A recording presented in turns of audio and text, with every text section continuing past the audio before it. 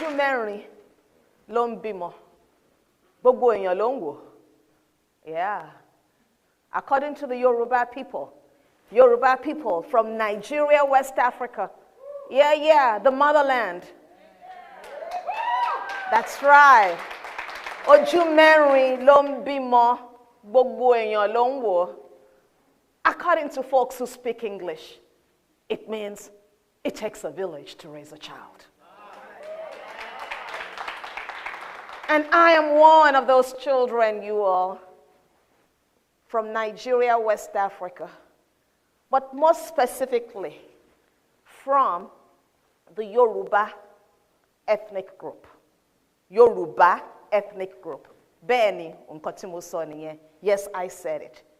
Yoruba ethnic group of southwestern part of Nigeria.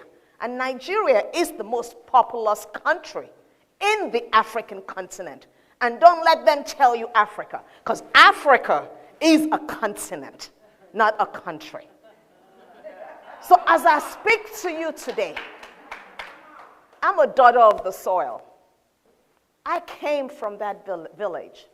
And I just want to say to you that who you are today, what you eat, what you speak, where you are, is all about that village.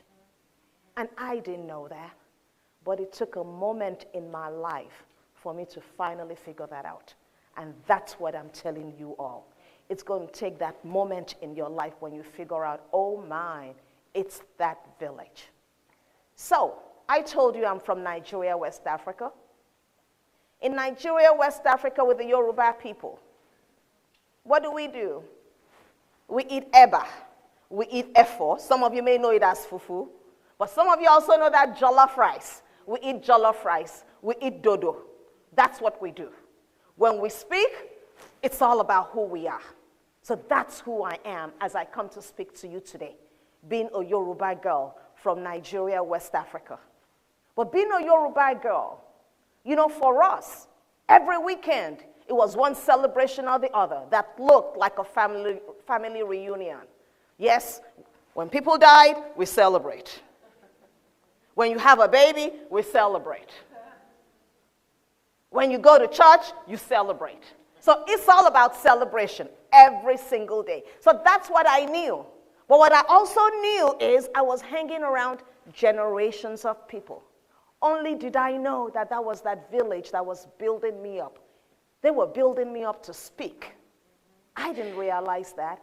I didn't know they were preparing me for what was about to come in my life, about that moment in my life. So when I think about the generations of people, wherever I went, eyes watching me every single second. I went to the grocery store, yeah, eyes watching. I went to school, yeah, eyes watching. Even playing, they were still watching. Ojú mẹ́rin ló ń bímọ, gbogbo èèyàn ló ń wò. Those eyes were always watching me, to the point they said, it's time for you to go. So they sent me across the Atlantic Ocean, and they decided that it was time for me to go to school in an historically black college and university called Savannah State University. Only did I know that I'm going to get there. And yes, Savannah doesn't have jollof rice or eba. But y'all know what? Savannah did have some red rice. Savannah did have some collard greens. And when I got to Savannah, Georgia, the village was also there. But in Savannah, Georgia, you also had Yoruba people. Because last time I checked, Yoruba people were kidnapped, enslaved, and brought to the United States of America. So that village was already there for me. And my family did not have to worry because my family was always with me, and they were right there in Savannah, Georgia. So in Savannah, Georgia, yes, I learned about racism. I learned about the N-word. It was difficult, but I also knew that my village was always with me, and my village was always telling me how to speak, who to speak to, what to say. I left Savannah, Georgia, went on and got my Ph.D. at Pennsylvania State University. That village was still with me. as they now called me Dr. Bola. But I didn't realize what that village was going to do to me. As a Yoruba girl growing up in Nigeria, West Africa, we did red rice, jollof rice, eba. We had hot sun. And then, guess what? I end up in cold Wisconsin. I know that's right, cold Wisconsin. I don't do potatoes. I don't do cheese. And I surely don't do brats. And I end up in cold Wisconsin. I thought I was living the American dream. Yeah, that's what I thought. And then I got married, and I just thought everything was so perfect. My husband and I bought a house, and we lived in that house. And as we were settling down in that house, it was time for me to renovate my house. And I hired Neil. Neil, white man, he was coming every single day. I thought we were developing a relationship. You know, he was white, I was black. Oh, we were all cool. That's what I thought, the American dream. Then Neil came to my house one particular day. And he decided to start working on everything he was doing in my house. And then he took a break. And he said, hey, I got a joke for you. I was like, yeah, Neil, what's up? What's the joke? And Neil decided that the joke was about killing deers. It was deer season, you all. Killing deers and comparing it to killing, you know what, N-word. That's right. All of a sudden, you all, I froze.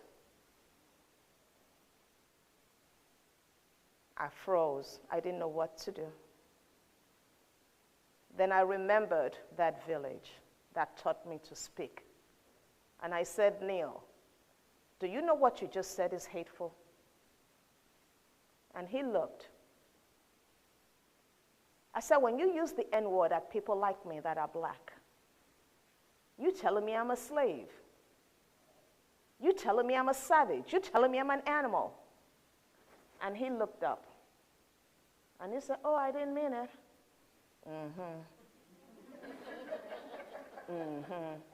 But then I remembered that village. And I spoke up. And I said, Neil, don't you ever do that to another black person in your life. And I got my voice and I spoke.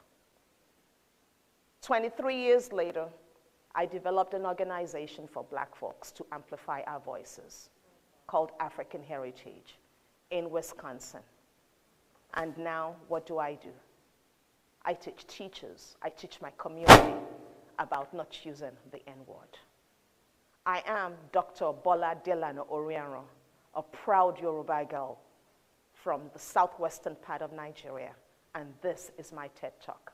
Thank you.